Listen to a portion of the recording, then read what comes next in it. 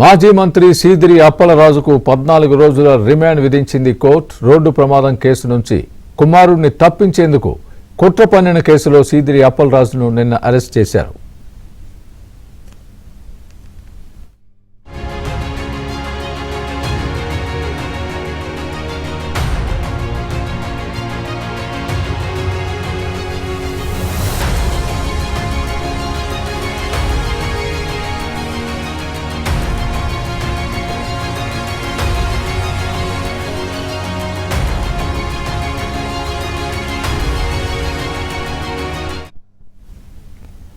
మాజీ మంత్రి సీదిరి అప్పలరాజుకు 14 రోజుల రిమాండ్ విధించింది కోర్టు.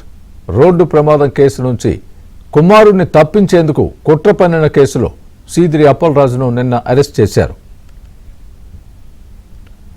ఇదే అంశానికి సంబంధించి మరింత సమాచారం మా ప్రతినిధి రమేష్ అడిగి తెలుసుకుందాం. రమేష్, చెప్పండి, మాజీ మంత్రి సీదిరి అప్పలరాజుకు 14 రోజుల రిమాండ్ విధించినట్టుగా మనం చూస్తున్నాం. బ్రేకింగ్ న్యూస్, మీ దగ్గర ఉన్న పూర్తి అప్డేట్ ఏంటి?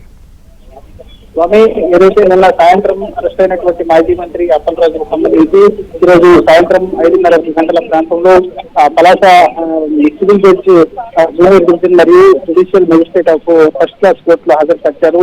మొత్తం కూడా దాదాపుగా 2 గంటల పాటు వాదనలు విన్నటువంటి న్యాయమూర్తి కొద్దిసేపు క్రితం అప్పలరాజుకు 14 రోజులు రిమాండ్ విధిస్తూ న్యాయస్థానం ఆదేశాలు జారీ చేశారు. అయితే ప్రస్తుతం అప్పలరాజు ఇంకా కోర్టులోనే ఉన్నారు. ఆయన బయటకు వచ్చిన తర్వాత ఆయన ఎక్కడికి తరలిస్తారనేటువంటి దానిపైన ఒక క్లారిటీ వచ్చేటటువంటి అవకాశం ఉంది. ప్రస్తుతానికైతే కొంతమంది న్యాయవాదులు బయటకు వచ్చారు. వారు చెప్పినటువంటి వివరాల ప్రకారం అప్పలరాజుకు 14 రోజులు రిమాండ్ విధించినట్టు తెలుస్తోంది.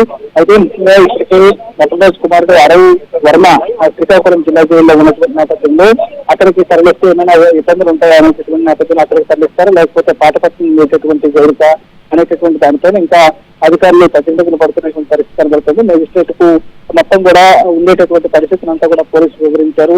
మొదటి నుంచి కూడా అక్కడ లోపల కోర్టు లోపల ఏదైతే వాదనలు జరిగాయో దానికి సంబంధించి మొత్తం కూడా అప్పలరాజు ప్రమేయం స్పష్టంగా ఉందని చెప్పి పోలీసులు నివేదించారు. ప్రతి ముందు దాన్ని ఎస్టాబ్లిష్ చేయగలిగారు. ఎందుకంటే మొత్తం కూడా మొదటి నుంచి అప్పలరాజు ప్రమేయం పైన ఆ కుమారుడు యాక్సిడెంట్ చేశాడనేటువంటి విషయంలో పూర్తి స్థాయిలో వీడియో అప్రోచ్ తో సహా పోలీసులు నిర్ధారించారు. ఇదే విషయాన్ని పోలీసులు వాటిపైన సెక్షన్ నమోదు చేసినటువంటి నేపథ్యంలోనే జడ్జి కూడా వాటిని కూడా పూర్తిగా పరిశీలించారు. ఈ నేపథ్యంలోనే 14 రోజులు రిమాండ్ విధించినట్లు తెలుస్తోంది. మరి కాసేపట్లో అప్పలరాజును జైలుకు తరలించేటటువంటి అవకాశం ఉంది. అయితే ఎక్కడికి తీసుకెళ్తారనేటటువంటి దానిపైన మాత్రం ఇంకా క్లారిటీ కావాల్సి ఉంది. Right, thanks for the update Ramesh.